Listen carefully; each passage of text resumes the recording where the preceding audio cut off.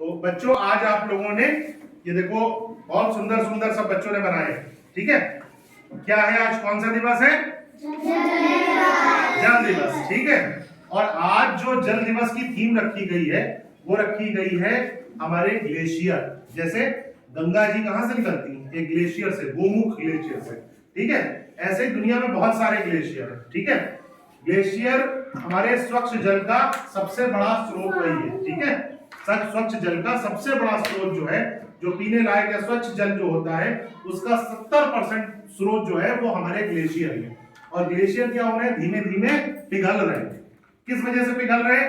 प्रदूषण की वजह से पिघल रहे हैं, ठीक है।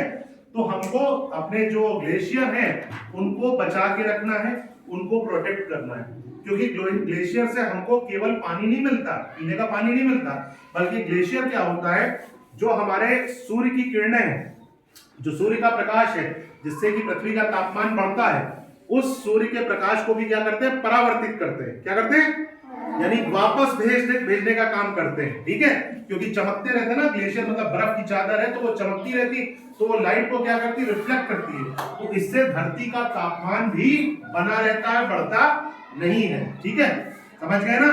तो बहुत महत्वपूर्ण है स्वच्छ जल के लिए भी और धरती के तापमान को बनाए रखने के लिए, ताकि ग्लोबल वार्मिंग ना आए। ग्लोबल वार्मिंग मतलब वही होता है कि धरती का तापमान धीमे धीमे धीमे धीमे बढ़ता चला जाता है उसमें, और जब एक जरूरत से ज्यादा तापमान बढ़ जाएगा तो फिर हमारे लिए रहना मुश्किल हो जाएगा।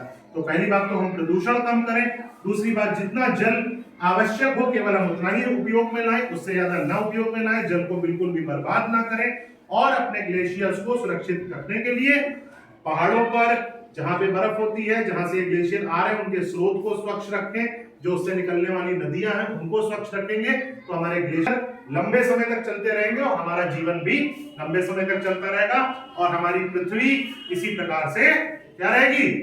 स्वच्छ रहेगी, सुरक्षित रहेगी, ठीक है। समझ गए? चलो।